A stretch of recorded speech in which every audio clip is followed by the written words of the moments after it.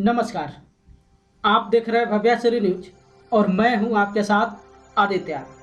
कौन बनेगा करोड़पति के मंच पर 17 सितंबर को हॉट सीट पर विराजमान हुई थी मंजू सेठ। देखिए इनका तस्वीर हम आपको स्क्रीन पर दिखा रहे हैं, जो कि नई दिल्ली की रहने वाली हैं।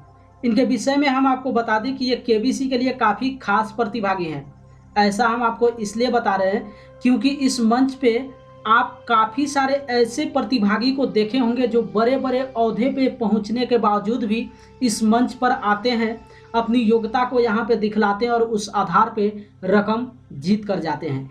लेकिन उस सभी प्रतिभागी में से ये काफ़ी खास है और ऐसा हम इसलिए बता रहे हैं क्योंकि ये काफ़ी सारे देशों में भारत की राजदूत भी रह चुकी हैं, जिसमें हांगकांग, ढाका और इसके अलावा काफ़ी सारा देश जो है शामिल है। इस वीडियो में आप जानने वाले हैं कि केबीसी के मंच से मंजू सेठ कितना रकम जीत कर गई है और साथ ही साथ प्रतिभागी को जो 4 लाइफलाइन दिया जाता है वो चारों लाइफलाइन का इस्तेमाल कौन कौन से सवाल पे की है और उस सवाल का प्राइस कितना था। लेकिन उससे पहले हम आपको बता दें कि कौन बनेगा करोड़पति के मंच से ये सिर्फ और सिर्फ 40,000 जीत कर गई है। हालांकि इनके लिए रकम उतना मायने नहीं होता है, लेकिन गेम ये किस तरीके से खेली है वो इस वीडियो में हम आपको बताते हैं। तो ये अपने पहले लाइफलाइन का इस्तेमाल 3,000 के सवाल पे की हैं, जो कि ऑडियंस पोल था। देखिए 3,000 पे इनसे कौन सा सवाल पूछा गया था, स्क्रीन पे हम आपको दिखा रहे हैं।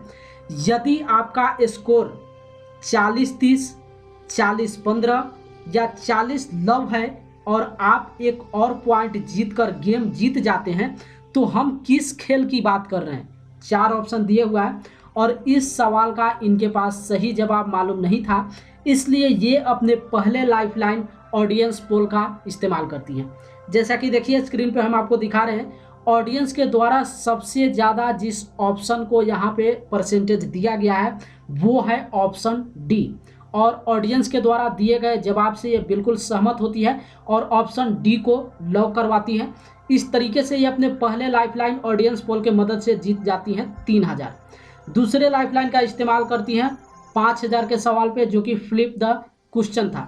सबसे पहले देखिए 5,000 पे इनसे कौन सा सवाल पूछा गया है वो स्क्रीन पे देखिए हम आपको दिखा रहे हैं। इनमें से किस साहित्यिक पात्रों की जोड़ी की रचना शरद चंद्र चट्टोपाध्याय द्वारा की गई थी। 4 ऑप्शन दिए हुआ है और इस सवाल का इनके पास सही जवाब नहीं मालूम था, इसलिए ये अपने दूसरे लाइफलाइन फ्लिप द क्वेश्चन का इस्तेमाल यहाँ पे करती हैं। लेकिन आप जैसा कि जानते हैं कि क्वेश्चन को फ्लिप करने से पहले सबसे पहले ऑडियंस को इसका सही जवाब बताना होता है, तो ये अपने अनुसार जिस ऑप्शन को लॉक करवाई थी वो था ऑप्शन बी, जो कि बिल्कुल इस सवाल का गलत जवाब है। इस सवाल का सही जवाब हो जाएगा ऑप्शन ए। और फ्लिप द क्वेश्चन के आधार पे जो इनसे क्वेश्चन पूछा गया है वो देखिए स्क्रीन पे हम आपको दिखा रहे हैं। अमेरिकी कांग्रेस के इस सभा स्थल को पहचाने, यानी कि एक तस्वीर दिखाया गया था, जो कि देखिए इस तस्वीर को हम आपको दिखा रहे हैं और इसी तस्वीर को देखने के बाद इनको बताना था कि अमेरिकी कांग्रेस के इस सभा स्थल को पहचाने, और ये अपने अनुसार ऑप्शन ए को लॉक करवाती हैं, जो कि बिल्कुल इस सवाल का सही जवाब है। और इस तरीके से ये अपने दूसरे लाइफलाइन फ्लिप द क्वेश्चन का इस्तेमाल करके जीत जाती हैं 5,000। तीसरे लाइफलाइन का इस्तेमाल करती हैं 40,000 के सवाल पे, जो कि आस्क द एक्सपर्ट था। देखिए 40,000 पे इनसे सवाल कौन सा पूछा गया था वो स्क्रीन पे हम आपको दिखा रहे हैं। प्राचीन हिंदू धर्म ग्रंथों के अनुसार देवी सरस्वती के अलावा हंस से इनमें से किस देवता का वाहन है।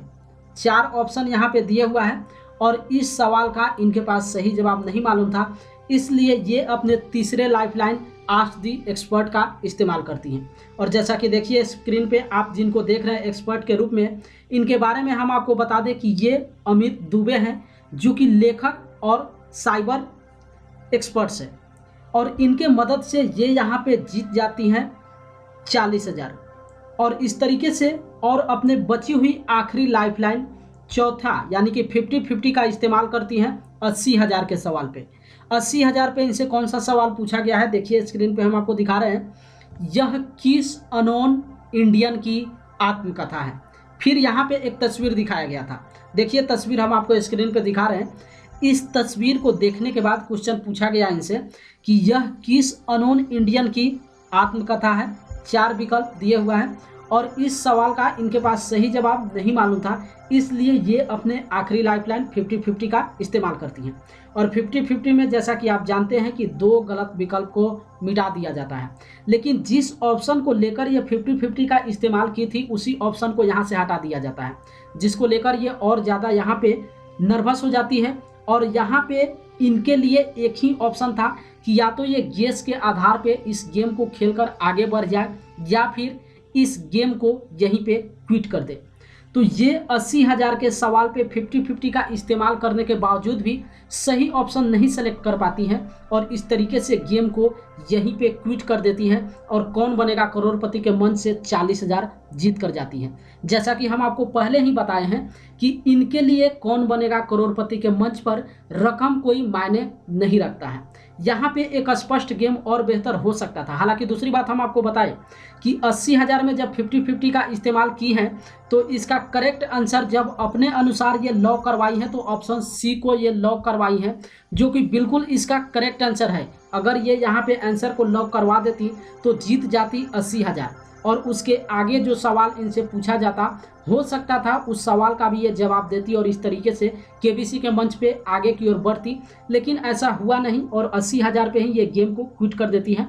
और जैसा कि हम आपको बताया कि रकम इनके लिए कोई मायने नहीं रखता था, जिस तरीके से ये 80,000 पे गेम को क्विट करके 40,000 जीत कर गई हैं, सबसे बेहतर होता कि ये यहाँ पे रिस्क उठा लेती, क्योंकि रकम इनके लिए मायने नहीं रखता है और धीरे धीरे ये आगे की ओर बढ़ती, रिस्क पर ही गेम को खेल जाती। हो सकता ये अच्छा खासा रकम यहाँ से जीत कर जाती, कम से कम क्वेश्चन तो आगे, क्वेश्चन का अपराव जो है आगे कम से कम पार करती जाती, लेकिन ऐसा ये की नहीं है। 80,000 पे ही गेम को क्विट कर दी है और इस तरीके से कौन बनेगा करोड़पति के मंच से मंजू सेठ 40,000 जीत कर गई है।